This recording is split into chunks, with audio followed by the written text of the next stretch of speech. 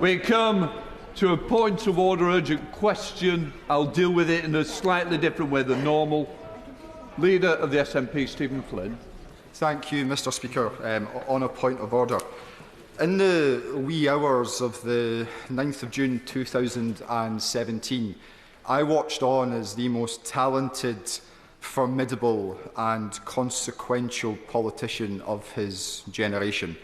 A man who had represented the people of Banff and Buchan, Aberdeenshire East and Gordon. A man who had served for 2 terms as the First Minister of Scotland, lost his parliamentary seat for the first time in 30 years.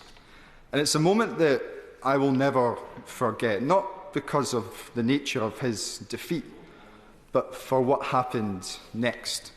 Because within just a few moments, Alex Salmond took to the podium and gave a speech which, despite all of the despair which those of us in the SNP felt in the room that night, made us feel 10 feet tall. He gave us back the hope that things would get better and would get better quickly. Rabbie Burns once wrote that the heart's eye, the part's eye that makes us right or wrong.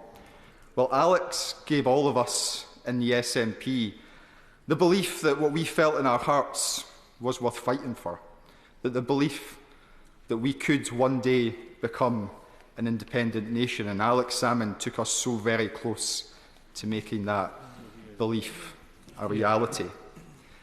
At this time of profound shock and sorrow, Mr Speaker, I send my heartfelt personal condolences to his wife Moira, his wider family, his friends and his legion of fans across the nationalist movement and within the Alba Party itself.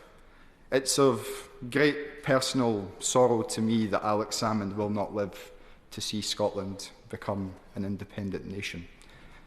The challenge for all of us now in the nationalist movement is to make sure that we put good his legacy and deliver the future that he so badly fought for throughout his distinguished parliamentary career. Thank you. Secretary of State.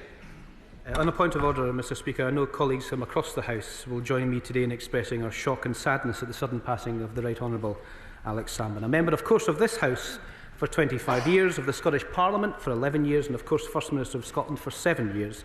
His impact, wherever he served, was profound. My thoughts and sympathies are first and foremost with his family and friends, especially his wife Moira, as has already been mentioned.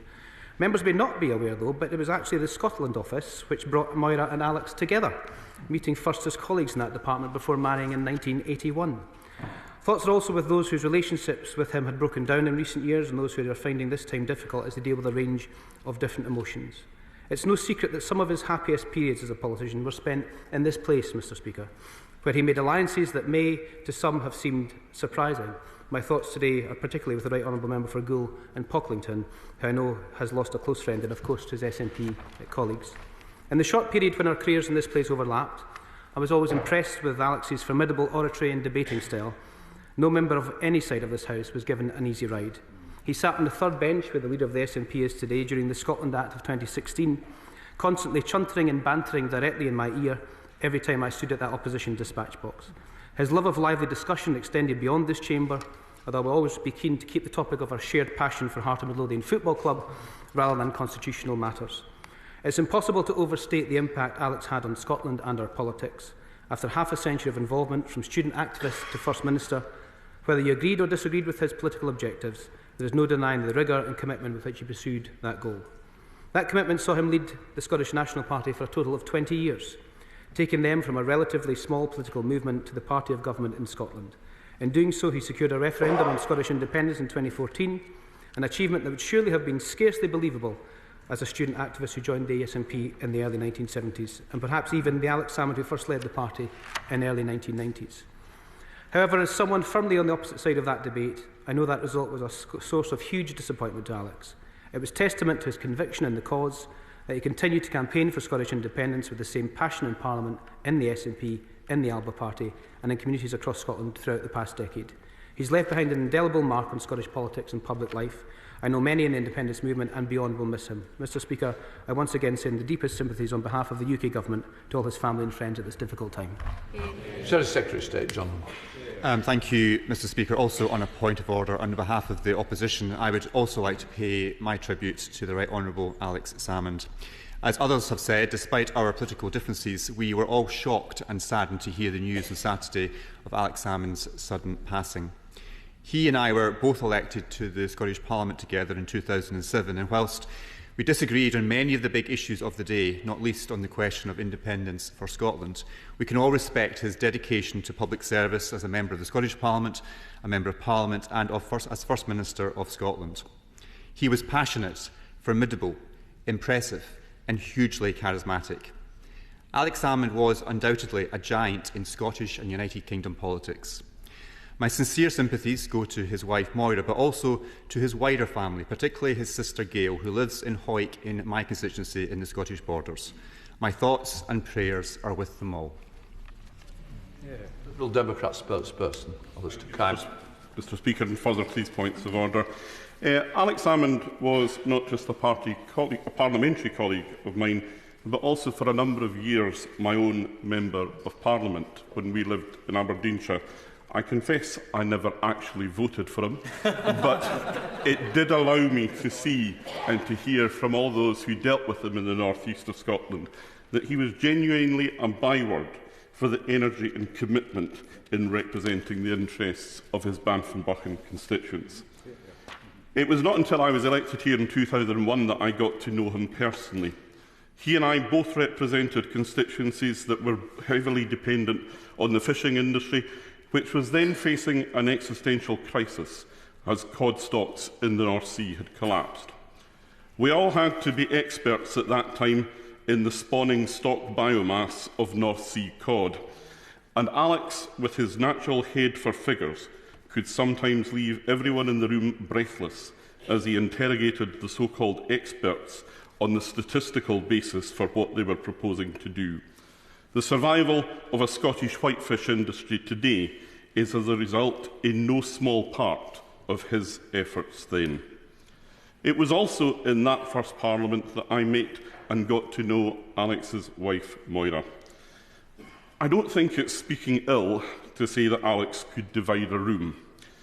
Moira, on the other hand, is someone about whom I have never heard anyone say a bad word. She has always been unfailingly warm and friendly. Her devotion to Alex was total and was obvious to me from the first moment that I met her.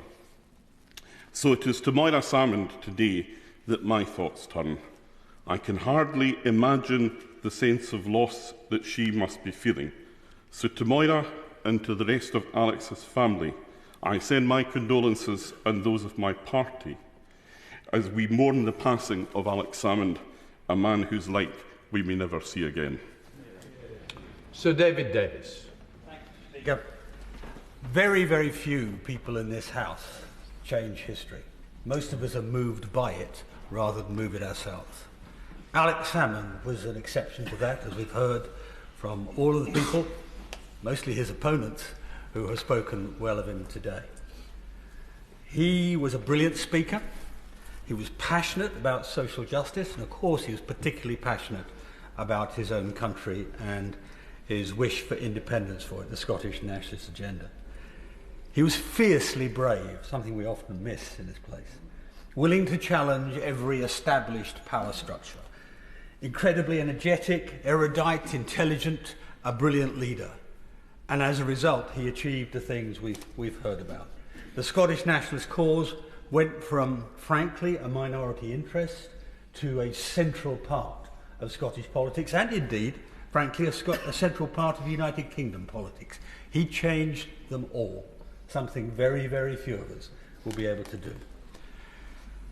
It was a tragedy at the end of his career that his own party, his own government turned on him, and I'm not going to elaborate on that today. This is not the right place for it. But what I will do, Mr. Speaker, is put on the record the comment made today by his lawyer, David McKee, who represented him through these really, really difficult times of his life, when he said Alex's courage and strength of character over the 3-year period, from the Scottish Government launching an unlawful process against him, throughout his criminal trial in which he was cleared on all charges by a jury of his peers, to his unimpeachable evidence to the parliamentary inquiry, was absolutely incredible. What he endured, the apparatus of the state turned against him, would have broken many people, but not Alex. I will always remember a truly incredible human being, with remarkable insight, strength of personality, and a stoic restraint which many others could not contemplate. Alex was a very proud son of Scotland, but he was also a son of this house, of which we ourselves should be proud. So I finish, Mr. Speaker, by offering my condolences, my heartfelt wishes to Maura and the rest of his family and all his wide circle of friends. Pete Wishart. I think it was with a sense of disbelief that we heard this news on Saturday afternoon, and I think we all had to double check that they were referring to the Alex Salmond that we've all got to know so well. 50 years, he has become a colossus, a huge political figure in Scotland, and it's almost impossible to think of Scottish politics without Alex Salmond. Alec recruited me to the Scottish National Party in the 1990s. He was a fan of a band I played with, and I was able to return the favour to Alec sometime later, where I recorded him in another passion that Alec had, which was singing. Let's just say it wasn't exactly a huge hit, and it didn't bother the charts. But Alec was a man of many talents, of many facets that made up this Alex Salmond.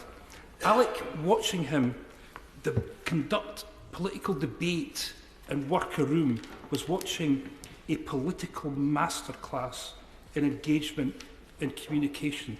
He was able to do this with a charm that was so effective and it was so beguiling that people naturally felt that he wanted to contribute and be with Alex Salmond.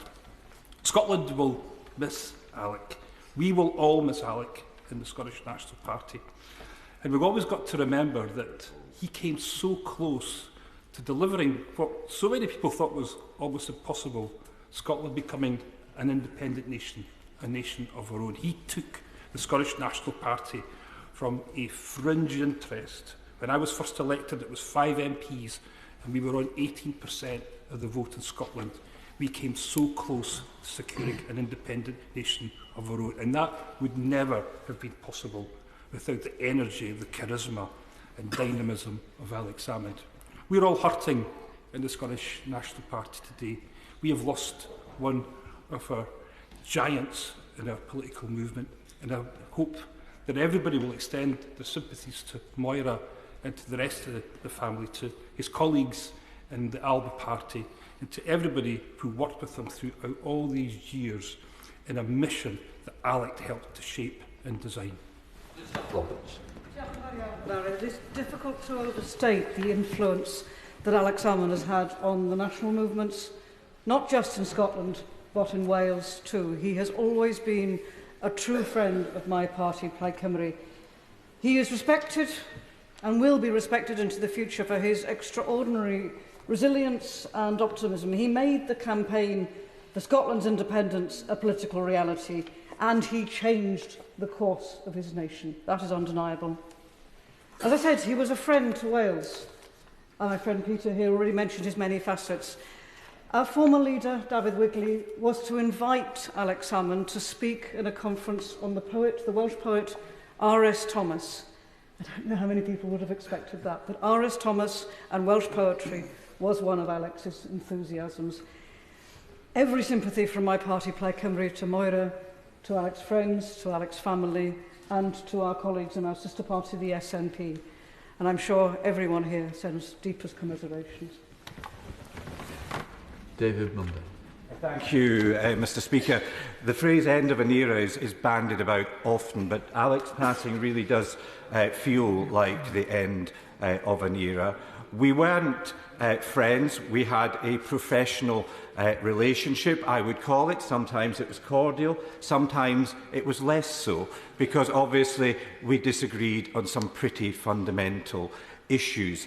but I always respected him as one of the most formidable and indeed ruthless political operators of our generation, and I think he would welcome that epitaph.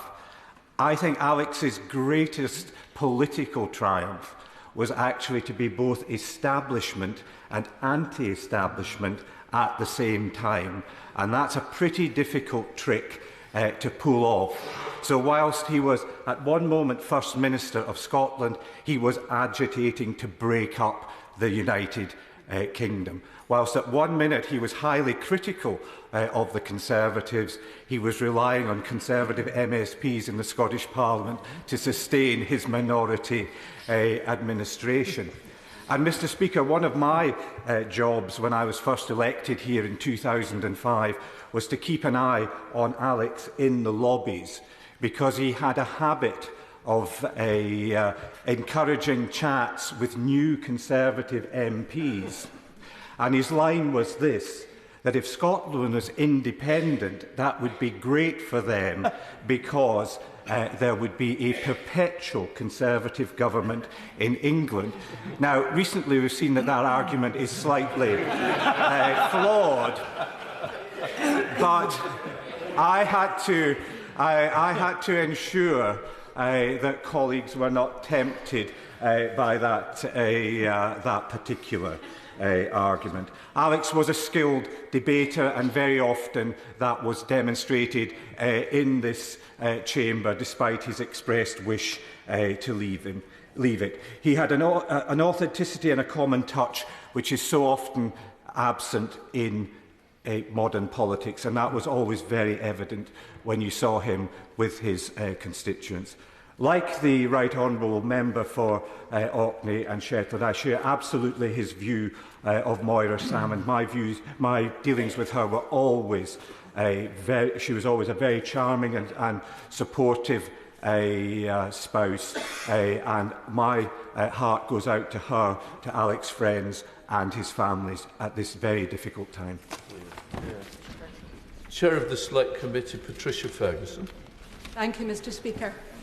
Like my colleague David Mundell and Jamie Stone, I served with Alex Salmond in the Scottish Parliament from 1999. Alec didn't always stay when we did. Sometimes he came back here, but he inevitably came back to Scotland and became Scotland's First Minister. But of course, even before that, as a Scot interested in politics, I was aware of Alec, and I was aware of his great strength and great courage. I seem to remember that at one point he was not a member of the SNP on a previous occasion, and it's always difficult to rebel against your own party. So all credit to him for doing so then over a point of principle. I was interested in David Mundell's reflection about the lobby, because I've heard stories from new Labour MPs who were encouraged to think about the way in which Scotland would be after independence, but for a different reason. It was suggested to them that Scotland would always vote in a Labour government if we were to be independent. So it just shows how, I suppose, pragmatic, but how astute he was as a politician. He was a great performer in the chamber, whichever chamber it was that he was in. He was someone who was always worth listening to. Obviously, my politics and his were very, very different, but I did share platforms with him on a number of occasions, and it was always interesting and always an education to listen to what Alec had to say. So my thoughts go today, and my prayers to Moira, of course, and to Gail, and to the wider family, and to all those who knew and loved him. Richard Tice. Thank you, Mr. Speaker. I share too, on behalf of all those at Reform, our deepest condolences to Moira and his wider family. I met Alex Salmond just over 2 years ago in the world of media. I had a radio show for about 2 years, every Sunday, and it was all going fine until I took a holiday, and Alex Salmond kindly stepped in. Over 100 shows I survived the challenges of investigations and things. But Alex's enthusiasm, his energy, his determination in that 3-hour show, it was the only show that I had that triggered an Ofcom investigation. Whilst we differed politically, he sort of sought me out in the media, and I think he took pity on me in a strange way, because he understood the challenges, the mad challenges of trying to set up and run and fund a small political party. And he was so generous with his words of advice, of wisdom and encouragement. And I will never, ever forget that. And none of us like losing. But I was with the honourable gentleman who spoke earlier last year at the Edinburgh Fringe, and we had a debate hosted by Alex Salmond. I won't tell you the topic, but and it was a hearty, inspired debate. And I have to say, I think the honourable gentleman and I, we were like in the lion's den. But it was probably one of those rare moments where actually we enjoyed losing because we lost to a truly great man. Thank you, Mr. Speaker. Speaker, further to earlier points of order, it may come as a surprise to the members of this place that I have a photograph of Alex Salmond in my back hall. And that's because a long time ago, he and myself and the member for New Forest West were both, all three of us, members of the Students' Representative Council of St Andrews University. And I can remember it was a sleepy organisation, and we debated this and that, and then with a flash and a bang, like Mephistopheles appearing in Dr. Faustus, he was there from nowhere, a fully equipped, fully armed, formidable young politician, still in his late teens. And that came as a shock to all of us.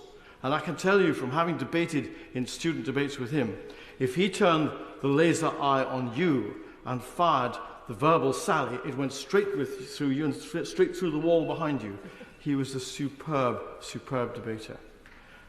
I've never seen his like. And I think what is fascinating, Mr. Speaker, about him is that here was a fully developed politician so early in life who knew exactly what he was about and was determined to achieve his end. I was also, very briefly, in the Scottish Parliament, as the honourable member has alluded to. And he too, in 2007, at a reception in the Signet Library in Edinburgh, said, Jamie, I want a word with you. And he cornered me into one of the little half-moon-shaped alcoves in the Signet Library and told me very forcibly how supporting the SNP government in 2007 would lead to the revival of the Liberal Party in the Scottish Parliament. Mention has rightly been made of his widow Moira, who I found a very, very nice person indeed. And she once stopped me in the Royal Mile, just shortly after Alex had become First Minister, to say that she'd got that dreadful upright piano out of the drawing room at Bute House. She just wanted me to know that. It's not only Alex's family. It's not about just Alex. It's also his circle of friends. He had a circle of friends to whom he meant a very, very great deal as well. And I think our condolences should go to his family and his personal friends as well. Charles Stewart Parnell made his name in history, and I believe Alex Salmond will in exactly the same way for many, many years to come. Mr. Speaker, I associate myself with so many of the comments from members across the House. I first encountered Alex Salmond when I was a starstruck teenager, a member of the 79 group, attending a particularly fractious SNP conference in Ayr in 1982. Indeed, so fractious was the conference that Alex was subsequently expelled from the party, albeit briefly. But in the meetings that followed, even though he was just less than 10 years older than myself, I listened to this spellbinding oratory of this young man, and he was destined for greatness then. We became close allies in the late 1980s, and I was part of the campaign team which saw him elected SNP leader in 1990. Our paths clearly took wildly different trajectories, but we kept in touch on and off over the decades, and I can say that I wouldn't be here today were it not for Alec having arranged for me to go through to Edinburgh so he could persuade me to put my hat in the ring for the SNP in Argyll and Bute in the 2015 election. And I know that I am far from being alone in being an SNP politician who owes so much, a huge debt to Alex Salmond. He was, Mr. Speaker, a titan of our movement, an irreplaceable force without whom our independence, when it does come, which it surely will, would never have been achieved. My thoughts, as are so many in this House, are with Moira. My experience of Moira is that she was a very quiet but absolutely formidable force. And I learned very quickly that if you want to get Alec to change his mind, you don't go to Alec, you go to Moira, because Moira was an incredible force in herself. So my deepest condolences and sympathy are with Moira and with his immediate family. And I do wonder, Mr. Speaker, when it comes to Alex Salmond, when will we see his like again? Thank you. Well, thank you, Mr. Speaker, and I'm grateful that you've allowed this time to pay tribute to Alex Salmond, because he absolutely well deserves it, and I think it's great we're doing that.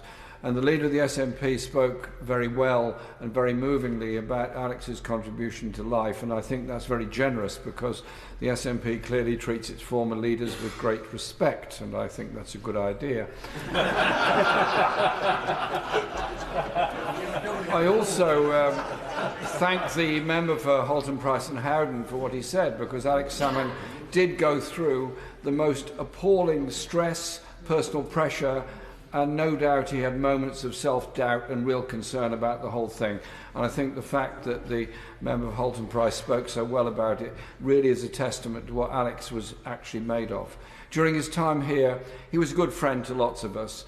He always opposed wars. He always stood up for civil liberties and for justice. And his strength of character in Scotland and the wider world actually made the SNP the party it is, the formidable force it became, and it made the arguments for Scottish independence something that was cogent, realistic and understandable. And I think we should just remember Alex Salmond lived life to the full, spoke to the full, was totally involved in absolutely everything he did, and was this amazing, actually very friendly force around this place. And I, for one, will miss him and send my condolences to Moira and to all of his wider family and all of his colleagues in both Alba and the SNP in Scotland.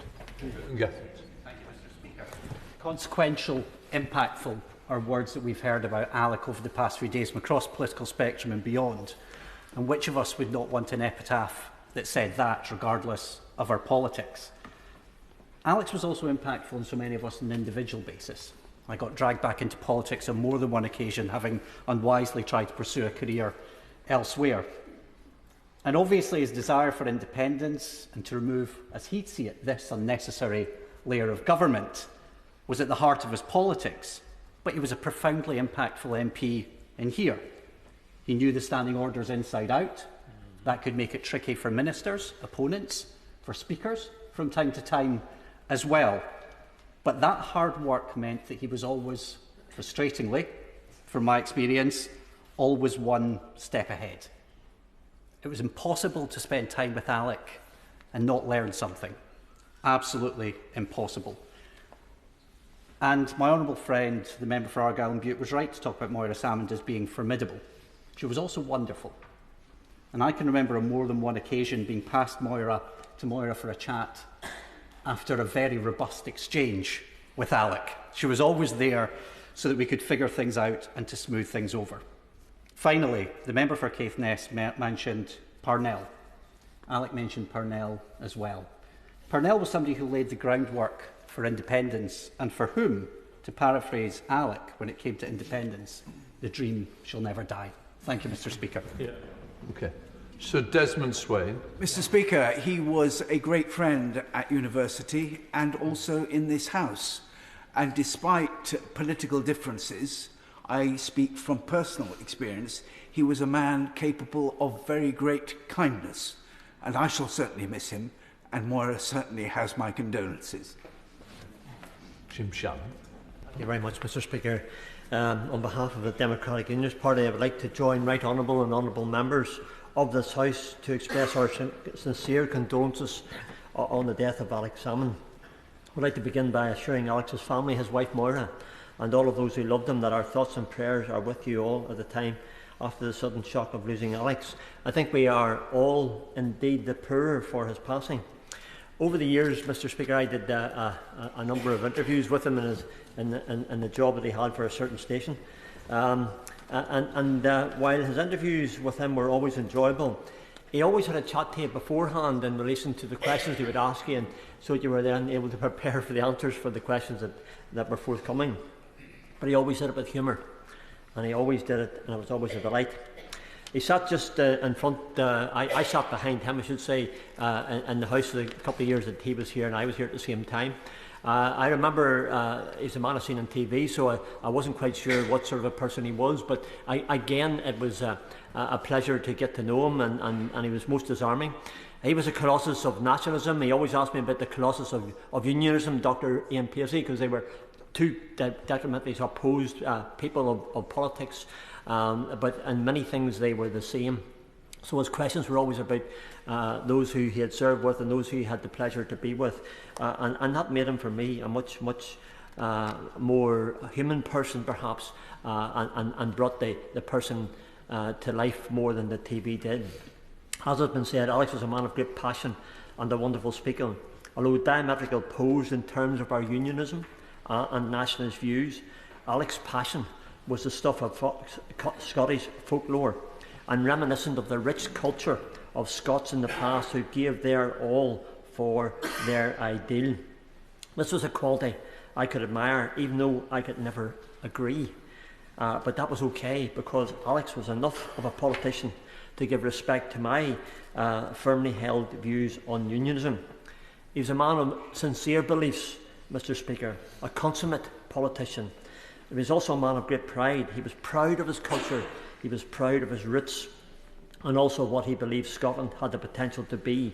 And today in this House, with his passing, we recognise and respect the memory of this proud, passionate politician who opposed, who led, and who inspired us all in turn. Thank you. Kilcright.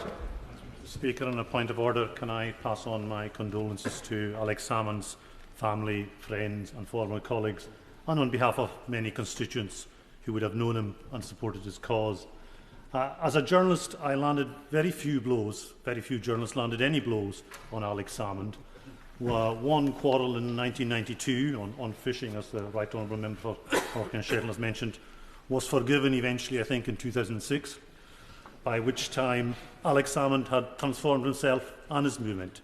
He'd stopped being thrown out of his party and been thrown out of this place, and replaced that complaint with a message of optimism, hope and self-confidence, often based on his own hope, self-confidence and optimism and nothing more. But that great skill, that great communication skill, and that ability to forgive, if not to forget, to have political opponents but not political enemies, was one of his great legacies to his party and to all of us in this chamber and to Scotland. That completes the points forward.